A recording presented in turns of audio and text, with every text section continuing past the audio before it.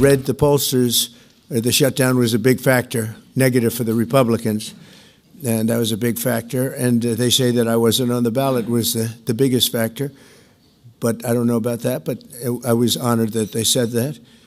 And I just want to thank everybody for being here, and a very special thanks to Vice President J.D. Vance, who's doing a terrific job. J.D., thank you very much.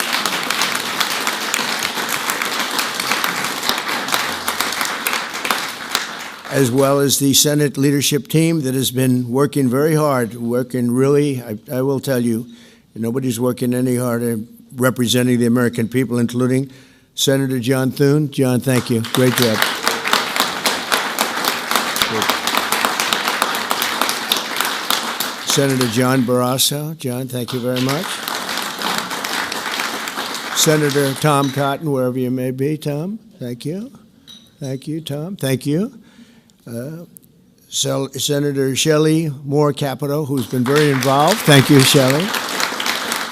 Senator James Lankford from one of my favorite states, 77 out of 77. I always say 77 out of 77. Reagan was 56. That was the record. We got every one of them. Thank you, James.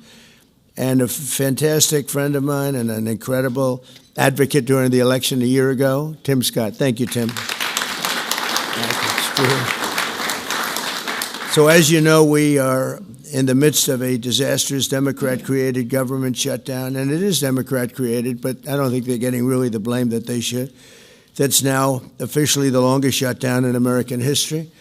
The Democrat radicals in the Senate have shown zero interest in reopening the government, and I don't think they'll act so soon. A lot of people disagree. I've been saying for the last 30 days, we've had 4 or 5 different points. Yes, sir, they're going to get it right now. We should have it done in a day.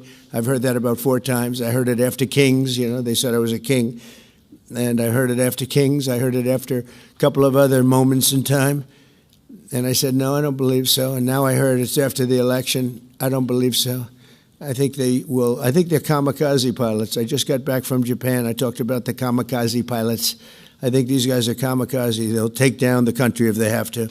So I don't think so. Millions of Americans are going to be without SNAP benefits. And I will say about SNAP benefits, so when I was president, we had $7 billion worth, and now they have many times that, because these benefits were given to anybody that asked, and they're up to, I hear, just many times, $47 billion.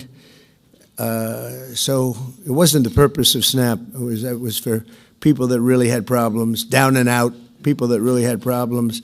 But during Biden, they gave it to anybody that wanted it. I think it's something you have to talk about because the numbers are incredible. But countless public servants are now not being paid, and the air traffic control system is under increasing strain.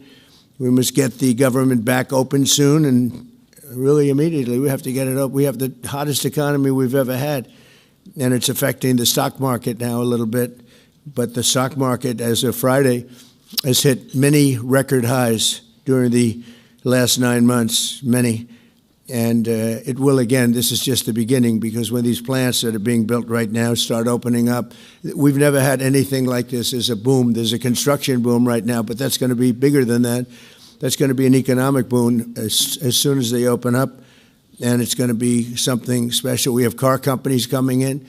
When I was in Japan, Toyota, Mr. Toyota, I said, what's your name? Toyota. I said, oh, you're rich. He said, how much of the company do you own? 92.1%. I said, I'm glad you said the one. He wants to be. I said, you're a rich guy. And he said, I'm investing $10 billion in the U.S. And you know who I'm talking about, right? You introduced me, Mr. Senator. You introduced me originally when you were the ambassador to Japan. He's still good. He's still strong. But he had no interest in investing in this country. Now he's investing $10 billion as of 1 week ago in building new plants. We have auto plants coming in incredibly, but we have AI and all of them. And we can't be extorted to give $1.5 trillion to people that came into the country illegally, many from prisons, many drug dealers. A lot of people came in from mental institutions. They want to give a lot of money to the people that came in illegally. We have to get them out. We can't. No country can sustain that. That's not like an attack on our country. In no country, these are not going to be productive people. These are going to be anti-productive people. And we can all have big hearts. I have a bigger heart than anybody, but we can't let that happen. It's time for Republicans to do what they have to do, and that's terminate the filibuster. It's the only way you can do it. And if you don't terminate the filibuster, you'll be in bad shape. We won't pass any legislation. There'll be no legislation passed for 3.25. We have 3.25 years, so that's a long time. But when they can't do an extension, and John, I think they've done an extension every single time they've ever been asked forever. This is the first time they haven't done an extension. Extensions are supposed to be easy, but if they won't do an extension, they won't do any bill, even a simple bill. And we should do our own bills. We should get out. We should do our own bills. We should open up. We should start tonight with the country's open. Congratulations. Then we should pass voter ID. We should pass no mail-in voting. We should pass all the things that we want to pass, make our elections secure and safe, because California is a disaster. Many of the states are disasters. But can you imagine when they vote almost unanimously against voter ID? All we want is voter ID. You go to a grocery store, you have to give ID. You go to a gas station, you give ID. But for voting, they want no voter ID. That's only for one reason, because they cheat. We would pass that in 15 minutes.